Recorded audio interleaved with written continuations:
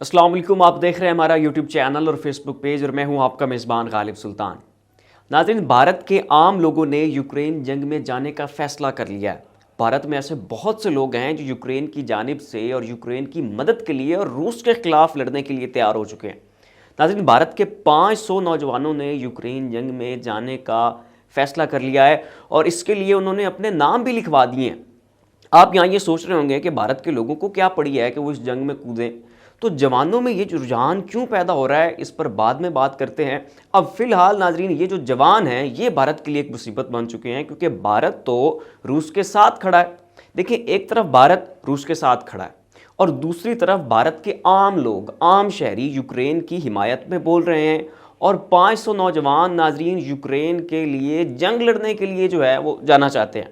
भारतीय हुकूमत ने इस पर पाबंदी लगा दी है और कहा है कि कोई भी नौजवान यूक्रेन की मदद के लिए नहीं जा सकता। भारत के कानून के सेक्शन नंबर 121 के तहत भारत का कोई भी शहरी उस मुल्क के खिलाफ जंग में नहीं जा सकता है जिसके साथ भारत के तल्लुकात ठीक चल रहे हों। यानी अगर रूस के साथ भारत के तल्लुकात ठीक हैं तो फिर भारतीय कानून के मुताबिक भारतीय अवाम और इनके जो नौजवान हैं वो रूस के खिलाफ नहीं लड़ सकते। दूसरी तरफ यूक्रेन ने पूरी दुनिया से लोगों को जंग की दावत दी है। यूक्रेन की जानिब से हर जंगजू को तनख्वाह भी दी जाएगी और जंग के बाद उन्हें यूक्रेन की शहरियत भी दी जाएगी। नाज़रीन, मीडिया यूक्रेन जंग को बड़ा यकतरफा तौर पर पेश कर रहा है। इनका रिपोर्टिंग का अंदाज बिल्कुल मुनफिद है। इस वक्त इंटरनेशनल मीडिया पर जो भी तस्वीर आ रही हैं उनमें यह दिखाया जा रहा है कि यूक्रेन के आम लोग, बच्चे, औरतें और बूढ़े ये सब जंग लड़ रहे हैं। आम लोगों को रूस के खिलाफ लड़ता दिखाया जा रहा है, बच्चों को और औरतों को और बूढ़े लोगों को रूस के खिलाफ लड़ता दिखाया जा रहा है।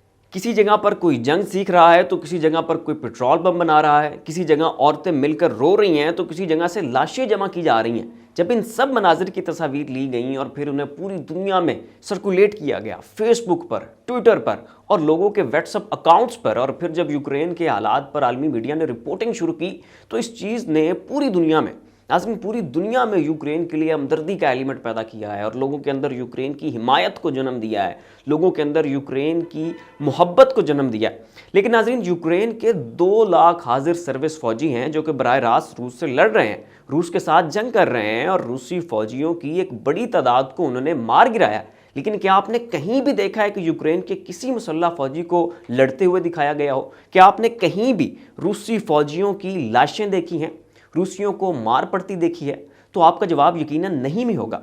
नाज़रीन, इसकी वजह यह है कि मगरबी मीडिया बड़ी सोची समझी साजिश के तहत इस जंग को यकतरफा तौर पर दिखाया जा रहा है। इस हर जगह और सिर्फ यूक्रेन के हक में रिपोर्टिंग हो रही है और इसी रिपोर्टिंग की वजह से दुनिया भर से लोगों ने आकर यूक्रेन की आर्मी ज्वाइन करना शुरू कर दी है। जैसे कि मैंने पहले बताया है कि इस रिपोर्टिंग की वजह से यूक्रेन के लिए लोगों के अंदर बड़ी हमदर्दी के जज्बात उभर रहे हैं और ये जज्बात यूक्रेन को बड़ा फ़ायदा दे रहे हैं।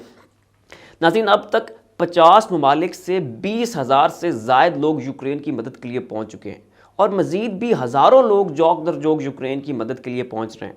नाज़रीन, ये है वो फ़ायदा कि जो यूक्रेन को हो रहा है मगरबी मीडिया की यकतरफा रिपोर्टिंग की वजह से।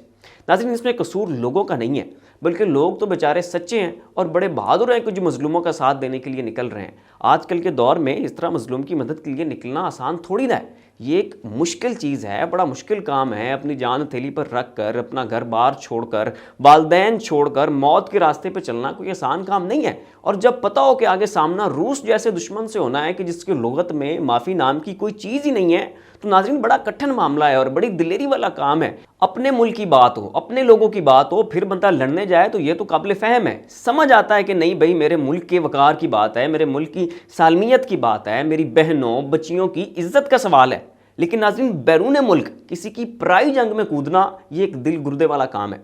नाज़रीन, जहाँ तक बात इन 20,000 लोगों की दिलेरी क्यों है तो इनके जो है जज्बों को मेरा सलाम है, सल्यूट है जनाब आपको। लेकिन जब बात इनके अकल की करें तो फिर इनको जो है 21 तोपों की सलामी पेश की जानी चाहिए, क्योंकि वो तो इतने अंधे हैं कि उन्हें ये नहीं नज़र आ रहा कि यूक्रेन अपनी अंगलियाँ जो है वो खुद जला रहा है। अगर यूक्रेनी नेटो की शमूलियत का ना कहते और रूस के बॉर्डर पर असले के अंबार ना लगाते और अपने सारे अंडे यूरोप के ब्लॉक में ना डालते और अमेरिका की जानिब अंधाधुंध झुकाव ना रखते तो आज इनकी ये हालत ना होती। यूक्रेन के लोग रूसी लोगों की तरह दिखते हैं, यूक्रेन में रूसी ज़बान भी बोली जाती है, यूक्रेन का और रूस का कल्चर एक जैसा है, इनकी रिवायात एक जैसी हैं, इनकी तारीख एक है, लिबास एक है और सबसे बढ़कर इनका बॉर्डर एक है। तो ऐसे में यूक्रेन को ज़रूरत क्या थी कि रूस से पंगा जो है ये आगे बढ़ चढ़ के लेते और रूस को इन्होंने इश्तियाल क्यों दिलाया? अब जब अमेरिका और यूरोप के इशारों पर नाचे हैं तो फिर नचाने वालों को भी चाहिए था कि वो मदद के लिए भी आते, लेकिन वो मदद को नहीं आए। तो यहाँ ये साफ पता चलता है कि आग तो ये खुद यूक्रेन की ही लगाई हुई है। और नाजरीन, जंग की मजम्मत जो है वो तो होनी चाहिए, उस खून खराबे की भी मजम्मत होनी चाहिए। रूस ने जो हमला किया है मैं उसे डिफेंड नहीं कर रहा, लेकिन यूक्रेन भी तो अपनी गलतियां देखे। और ये चीज़ इन लोगों को देखनी चाहिए कि जो यूक्रेन की जंग में और अमेरिका की जंग में खामखा कूदने जा रहे हैं। किस वजह से? सिर्फ और सिर्फ मगरबी प्रोपेगेंडे की वजह से। मगरब की इंफॉर्मेशन वारफेयर की मशीनें चल रही हैं। मगरब जो है वो माइंड मैपिंग किए जा रहा है और नैरेटिव बिल्डिंग में इतना आगे चला गया है कि मगरब ने इस जंग को हक और बातिल की जंग बना दिया है। यहाँ आम लोगों को धोखे से बचने की ज़रूरत है। आप अपनी हमदर्दियाँ बेशक यूक्रेन से रखें, लेकिन उनके लिए जाकर लड़ने की ज़रूरत नहीं है। पर रूस के मुतालबात मान लेते तो बात यहाँ तक ना पहुँचती। अब आज आकर नाजरीन इतना नुकसान करवा लेने के बाद ज़ेलेंस्की ने मुतालबात मानने का फैसला किया। ये तो 100 जूते और 100 प्याज खाने वाली बात हो गई। इतना नुकसान करवाया, मुल्क बर्बाद करवाया और आखिर में रिजल्ट सुलह सफाई। अब नाज़रीन, यूक्रेन के बारे में कहा जा रहा है कि वो रूस के मुतालबात मानने जा रहे हैं और मुमकिन है कि जंग रुक जाए। जंग कैसे रुकने जा रही है इस पर मैंने कुछ रिसर्च किया है और अपनी अगली वीडियो में आपको इसको जो है वो बड़ा तफसील से बताऊंगा कि कैसे जो है ये जंग रुकने की जाने बढ़ रही है। यूक्रेन को असल में समझ आ गई है कि जिन तिलों पर उन्होंने इन्हिसार किया था उन तिलों में इतना तेल नहीं था। तो नाज़रीन, फिर वक्त के लिए इतना ही। ऐसी मजीद अपडेट्स के लिए देखते रहिए हमारा यूट्यूब चैनल। और यूक्रेन के मामला जो है इसे हम बहुत अच्छी तरह मॉनिटर कर रहे हैं। हर जो है खबर उसके ऊपर नज़र रखी हुई है और तमाम तरह अपडेट्स जो है वो काट छांट के उनका क्रक्स निकाल के हम आपके सामने जो है वो लेकर आ रहे हैं। तो यूक्रेन की इशू पर हर लम्हे की अपडेट लेने के लिए इस यूट्यूब चैनल और फेसबुक पेज के साथ जुड़े रहिए। फिलहाल के लिए इतना ही। ऐसी मजीद अपडेट्स के लिए देखते रहिए हमारा यूट्यूब चैनल और फेसबुक पेज। इसी के साथ अपने मेज़बान गालिब सुल्तान को इजाज़त दीजिए। अपना ख्याल रखिएगा। अल्लाह हाफिज़।